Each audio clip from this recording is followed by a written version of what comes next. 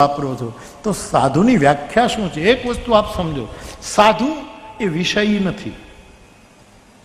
ત્રણ પ્રકારના જીવ રામાયણમાં લખ્યા છે, વિષયી, સાધક, સિદ્ધ. સાધુ એ વિષયી નથી. કોઈ વિષય ઉપર બોલે એ વાત જુદી છે. કોઈ સબ્જેક્ટ લઈને બોલે, કોઈ ભાગવત ઉપર બોલે, કોઈ રામાયણ ઉપર બોલે, કોઈ શિવ પુરાણ, કોઈ ઉપનિષદ ઉપર બોલે. કેટલા મહાગ્રંથો છે આપણે, પણ એ વિષયી નથી. મારી દ્રષ્ટિએ, મારી જવાબદારી. સાધુ એ સાધક પણ નથી. સાધુ સાધક કરતા કંઈક જુદું છે. સાધુ સાધક નથી ડોક્ટર. સાધકના લક્ષણોની મને ખબર છે કે સાધક કોને કહેવાય. અને મને કહેવા દો, સાધુ સિદ્ધ પણ નથી.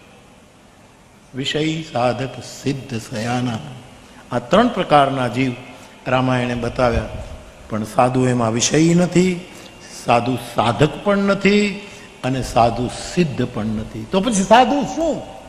સાધુ એને કહેવાય જે નખશિક શુદ્ધ છે, ખાલી શુદ્ધ. એની વાણી શુદ્ધ, એનું વર્તન શુદ્ધ, એનો આહાર શુદ્ધ,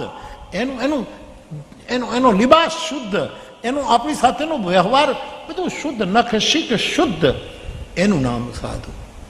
કોઈ ગણવેશ, કોઈ યુનિફોર્મ નહીં, એનું નામ સાધુ.